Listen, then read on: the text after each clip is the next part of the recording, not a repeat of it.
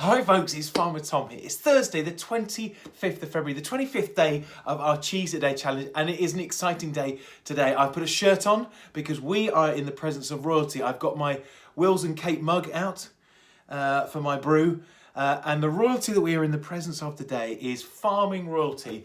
Our guest taster is the Dairy Queen, undisputed. It is Dr. Jude Capper.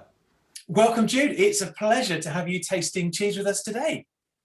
Thank you. It's a pleasure to be here, and it's always a pleasure to eat cheese, frankly. But yeah, it's a pleasure to be here. It is. It is. I mean, I've described you rightly so as industry royalties, the Dairy Queen, and amongst many other things, you came up with the idea of February Dairy 4 years ago now, to promote the British dairy industry.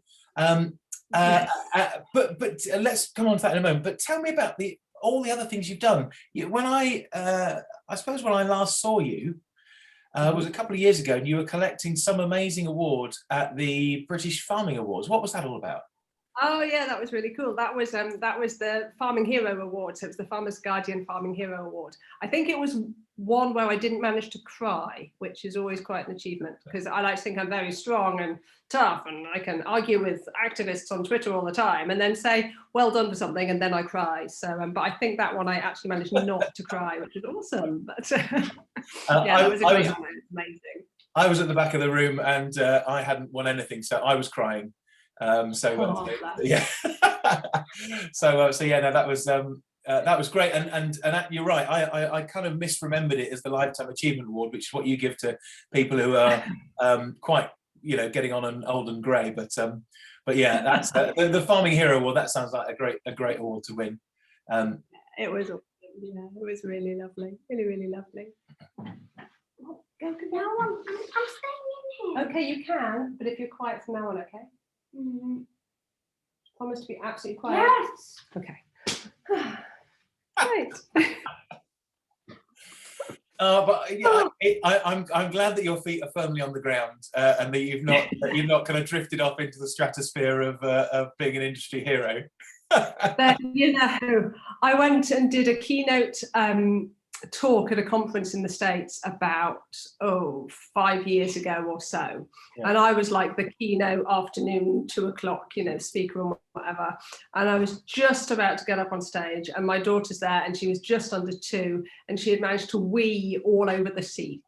So when I'm supposed to be like preparing and getting up on stage and whatever, I'm like popping up the wee with all the paper towels I can find. So yeah, it's quite amazing, isn't it, how kids just like any idea that you might have of being something even vaguely interesting or important runs away when a small child comes into the room. But so Jude, you are, I mean, I know you through your Twitter persona, and you're a great representative of the industry. You're great at kind of presenting facts and sharing information. But what do you do? Yeah, that's a great question. Everyone asks me that because no one's entirely sure. They're like, you argue on Twitter, don't you?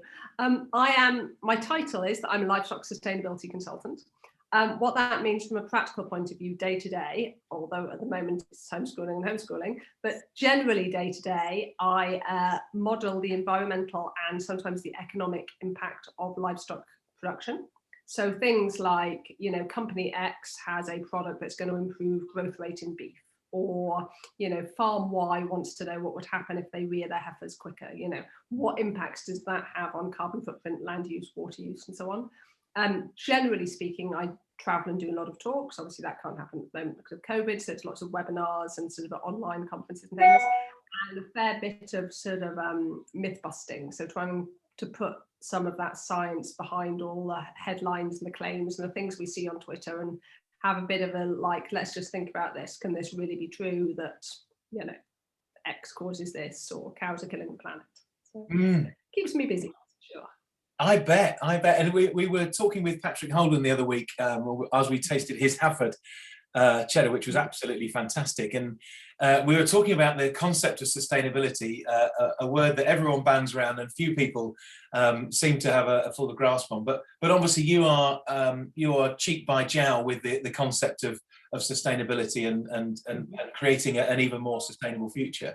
So what do you see changing in the next 10 years that will that will make farming and livestock farming in particular even more sustainable?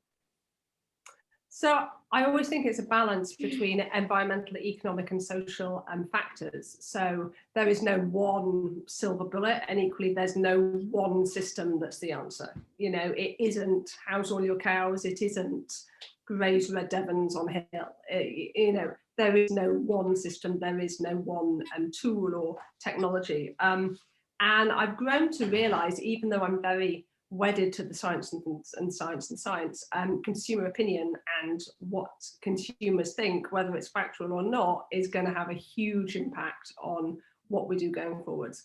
So that means A, that we may not have access to some of the tools and technologies that we have now, but B, it means we have an opportunity to educate and communicate, because if we don't do that, then we do risk having things put onto us.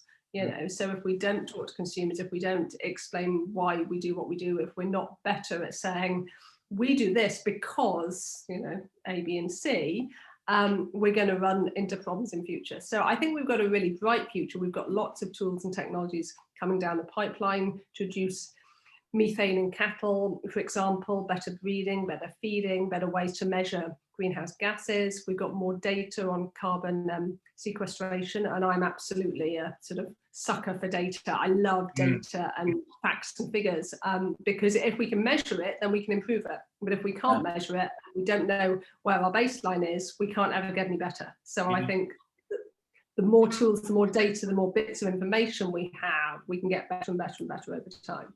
So yeah, huge opportunities. Brilliant, brilliant. Yeah, I quite agree. The future is well, it's I'd like to say it's bright. It's certainly exciting, and there's certainly going to be a lot of change, which is absolutely brilliant. So obviously you work in the livestock sector. In a moment, I'm going to ask you what your favourite cheese has been so far. But I'm going to ask you what your favourite breed of cow is. That's a question I haven't asked anyone yet. And why? Divisive. Well. So anyone who's seen my PowerPoints will see that there's a lot of jerseys in the PowerPoints. And part of that is, even though there are more Holsteins in the UK herd, more Holsteins in the US herd, where I used to work in the States, jerseys look nicer in pictures, I have to say. Whatever you think about their behavior or their characteristics or their milk or whatever else it is, jerseys look cute. I think that I think it's true to say that they were the first cow that my daughter could identify when she was little, because they're the cute little brown ones. So I do have a little bit of a thing for jerseys. Oh, they're almost a seductive cow, aren't they? They've got the big brown eyes and the big eyelashes, and yeah, they're definitely a beautiful breed. Well, I don't think you're being too controversial in saying that they're so oh yeah, fantastic. And you've been on the cheese journey with us the last few weeks with your family as well. How have they gone down so far? It has been awesome, because I do buy quite a lot of cheese anyway, and I like to taste it. But you know, you don't ever get to try. Well, I was about to say 28, but with bonuses, it'll have been 31 different cheeses in a row, do you? Like, if you have a cheese board, then you might have 2 or 3 or 4 or 5 or whatever, but 31 different ones, you know, one after the other every single day, has been so cool. And we have kept it a bit of a secret in the family. So my daughter's been in charge of reading out the name of the cheese every day, so that I don't go, haha, it's this on Thursday or it's that on Saturday, you know. So that's been really cool as well. And yeah, it's just been really amazing to try so many different ones, and to have that opportunity to be able to compare. Whereas I would normally go, oh, I had that really nice cheese, you know, at that place in Somerset, and yeah, I think it was sort of soft. And I never remember the names or, you know, anything about them. Whereas this time, having that comparison has been just awesome. Yeah, and before I ask you what your favourite has been so far, or what you've enjoyed the most, what's gone down well with the family? So my daughter's really liked the cheddars, and she really liked Ogleshield. That was one of her favourite ones. So she's obviously got a good taste. The Ogleshield was a great cheese. And what about yours, Jude? What's been your favourite so far? Actually, it was one that I'd never heard of. So it was Flour Marie was my favourite, which was the sort of I think it was sheep. It was sheep's cheese, wasn't it? That's and right. it was like a very white sort of soft cheese, and it was lovely. Because I remember trying goat and sheep's cheese for the first time when they first sort of came in, like, I don't know, 15, 20 years ago, when they first sort of came into, you know, Pizza Express and Sainsbury's and Tesco's and whatever. And I wasn't entirely sure that I liked them, but now actually I think those are almost my favourites. There's just something about them that's so nice. Well, should we get into this cheese? Let's get this cut up.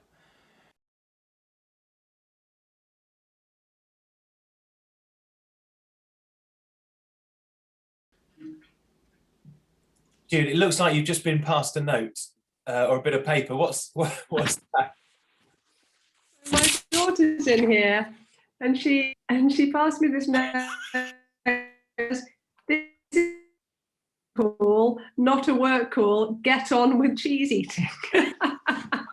So we're obviously talking a little bit too much here. I agree. Get on with the cheese tasting. Well, let's do that. Well, I've got the cheese open now. That's amazing. Look at that. I know, it's gorgeous, isn't it? So pretty. Yeah. It looks like Swiss cheese. No, it doesn't look like Swiss cheese. It does. Right. So, how much of it will you have to leave for the rest of the family, or are you just going to trouser the whole lot because you're doing a recording? I think I'll just see how much I want. Yeah. Wow. Wow, this is unlike any other cheese we've had. That is incredible. Seriously. This is St. Jude. I mean, the perfect day to have you as our guest. It's a raw Montbéliard cow's milk cheese made in Suffolk with a St. Marcellin style. I apologise to anyone of any continental extraction. That was a terrible butchering of the name. But it does say the blue mould spots are perfectly normal and edible, and that is. Oh, I don't know if you can see that very well. Yeah, look. Gorgeous, isn't it? Yeah. So cool. Now then, what do we get? I love the little box as well. Yeah, it's lovely, isn't it? This is really quite unique. Now, I'm not sure what I can tell you about the smell. Apart from it smells like I want to eat it. Mm. Well then, it's so creamy. Yeah, I mean, it just looks like cream, doesn't it? Yeah, exactly. It does. That is exactly it. It just looks like cream. Mm. Oh gosh. No. Oh, the hello. funny thing is, St. Jude is the. Go on. No, go on. Give me the St. Jude stats. Well, it's the St. Jude was the patron saint of hopeless causes, which seems so inappropriate for such an amazing cheese because it's not a hopeless cause. I think it's in your honour as St. Jude of the United Kingdom. That is. Oh, it's so good. It's been great on this journey to taste things that are completely out of left field, and I don't know much about cheese, but that feels like something that's a tasting experience I've never had before. Yeah, exactly. How are you finding it? So soft. Mm. It's funny because it's so soft without that. You know, when you have a brie and it's soft on the outside and then gets sort of chalkier as you go into the middle. This is just soft all the way through, like a cloud. Like it's just like a creamy, wow. Isn't that amazing? So good. Yeah, really strong flavour. I'm really enjoying that. Mm-hmm. God. I've spent the entire Cheese a Day challenge period avoiding the word creamy because otherwise I just describe everything as creamy. Well, yeah. I find some other adjectives. But I think, frankly, after this cheese, I won't be able to describe anything else as creamy because this is a proper creamy cheese. So how would you describe this cheese in 3 words? Oh. You are permitted creamy if you'd like. Yeah. It's just cloudy, lush, cloudy, creaminess. I can't avoid the word creamy with this one. It's so creamy. You're definitely allowed. Oh yeah, a quick. Yeah, you are allowed a 4th word, absolutely. And yummy is a great one. Now you're eating a little bit of apple. That's. I feel like you're an insider here. No, not at all. I just wondered what I wanted, sort of thing. And yeah, apple won the day, but actually it's really good with apple. I bet it is actually, because it's quite a strong flavour, and it just needs a little bit of something with a bit, perhaps a little touch of sweetness just to accompany it. So that's absolutely brilliant. Gosh, That's lovely. That's so good. Yeah, it's a great big. I had a cheese the other day which I described as a hug of a cheese. Well, this is like a kind of beaming grin of a cheese. Yeah, exactly. It's like so good. It's like, yes. Oh well, what a great cheese to have as your namesake. Or I'm not sure if it's your namesake or you are its namesake, but that's brilliant. I think I'm its namesake. Yeah, if that's the right way around. Named after the cheese. Well, I'm gonna have to ask you for a score out of 10, and you are allowed fractions or decimals. It's a 9.8.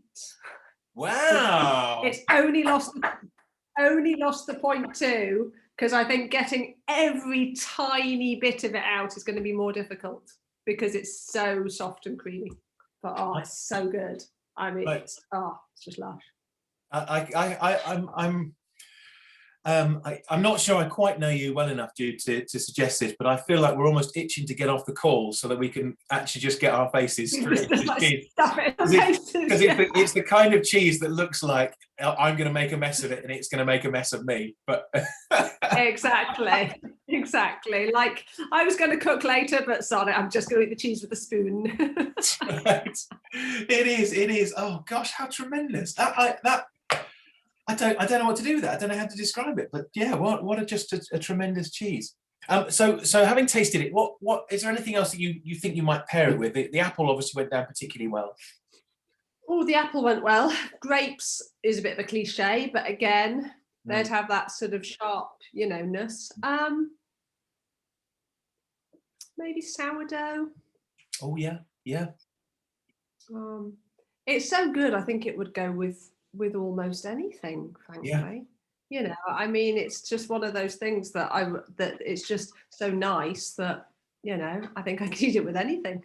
Yeah, it's a bit of a showstopper. I can see if somebody served this after dinner, I can see myself leaving set and talking about the cheese. Oh, that. Do you remember? Whatever else you've done or had, it's the showstopper. It's the standout cheese. Gosh, amazing. Exactly. Oh, it's so good. So good. Oh, it's brought a real smile to the face. Jude, thank you so much for joining us. And thank you. This is just a tremendous cheese. Thank you for being called Jude. Thank you for everything you do for the industry so brilliantly. Thank you for the myth busting and the positivity and all those things. You are brilliant. And thank you for joining us today. Oh, thank you both. Thank you. Oh, hello. Oh, thank you. It's been such a pleasure. It really has.